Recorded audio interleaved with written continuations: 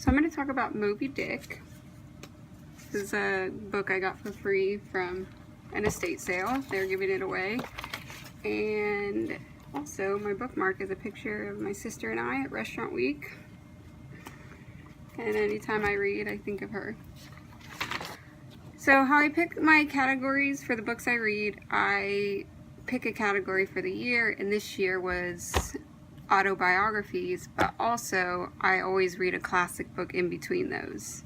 So when reading the classics on the in-between books, I do three things. I read the book, I find an annotated version of the book, and then I will chapter for chapter spark notes it, because I feel like if you're going to really understand something, you have to read the spark notes, because sometimes you don't pick up on things, and if I read the spark note version and I don't feel like I understood it enough, I'll reread the chapter. So Talbot told me the other day when I explained this to him, he's like, so you essentially read the book 3 times. And I guess that would be true. I have a 1 book rule, and like most things in my life, I break it a lot. But it keeps me from starting a bunch of books and having a bookshelf full of books that I don't read. And so I cheat, but I do essentially get through the books that I start. I don't think that I finish a year with nearly as many half-read books like I used to. So it's an effective rule, and rules are meant to be broken, I guess. I also have a bookshelf full of books I haven't yet read, so I have a rule that I can't buy books anymore. I kind of had a problem, and I bought too many books, and Talbot said I may have been a hoarder, so I cut out the middleman and said no more buying of books. So if there's a book that I'm particularly interested in, I'll find a free version online. If you just Google the book title with PDF, you usually can find it. If I love the book, I will buy it to support the author, but that's another story. Or I'll find it from the library. There's an Overdrive app where you could rent ebooks, and you could even get on a waiting list, so that's really effective in finding a lot of the books. Joplin's library is pretty small, so I still use my Dayton library card. Don't turn me in. So yeah, I'm not going to buy books until I read all the books I have, which is a lot. Moby Dick is classified as dark romanticism. There are some things I loved about the book. I love the friendship between Ishmael, the narrator of the story, and Queequeg, the cannibal from the island of Cocoboko. They become bosom friends, as they say in the book, and from the fateful moment they had to share a bed in the crowded Sprouter Inn. It's a very awkward scenario, but kind of how most of my friendships started. So, hi bosom friends. What else? Ishmael states, I'll try a pagan friend, though oh my god, this is me, I can't read. I've been working nights for 4 days now. At any rate, I'll try a pagan friend, thought I, since Christian kindness has proved but hollow courtesy. I really love that quote. I have it bunny-eared. When I read a book, I do underline, so unless it's a library's book, then I won't do that. Or I'll take notes. This one, ironically, was already underlined. Whoever I got it from must have been an English major, so I appreciate that. So yeah, what is worship? Oh, this is another quote from the book that I really loved. What is worship? To do the will of God, that is worship. And what is the will of God? To do my fellow man what I would have my fellow man do to me. That is the will of God. Now, Queequeg is my fellow man. And I think that Moby Dick was very much so ahead of the times in how to treat people, especially people that, I guess we live in a really, I'm not going to get into politics right now, but I think that we need to treat everyone equally and with respect, and okay, I will get into it a little bit. most of us we're refugees to this country, and so for us to think that we're better and to not accept others in the country is kind of asinine to me. But I digress. I'll read another quote I really loved. Well, further. There was something, this is not a quote, this is me again. Again, I am really tired. There is something true and simplistic about this friendship. At one point, Ishmael talked about how weird the sight was to the townspeople to see these two men walking together in friendship, because it describes Queequeg covered in tattoos, dark skin. He actually was selling shrunken heads when he showed up at the Sprouter Inn. It's a very interesting scenario, but Ishmael treated him as we should treat all people, with respect, and they became best friends.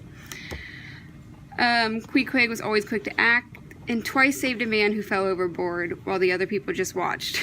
He just acted. The second time was a man who just insulted him. He fell overboard and he just jumped off and saved him. Otherwise, I don't think anyone else honestly would have.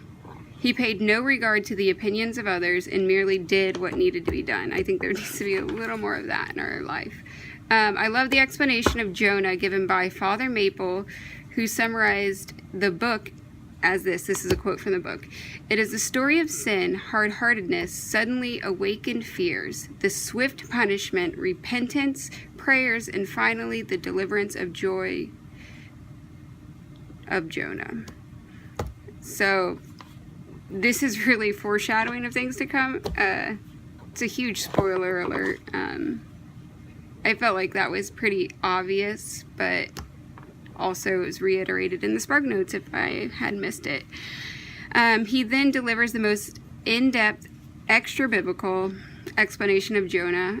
Take it with a grain of salt, but most of the large details are accurate. However, the little details allow you to walk within the narrative in a way that I previously couldn't do. I really felt like I was on the boat and really understood it a little bit better. Sometimes I read the Old Testament and feel like it's so far removed that I don't really get out of it what I should. So this was a good way for me to dive into the narrative. So if you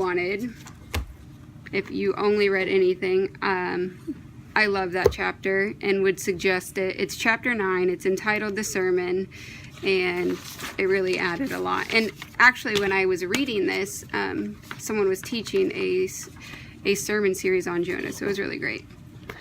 The qualms I had with the book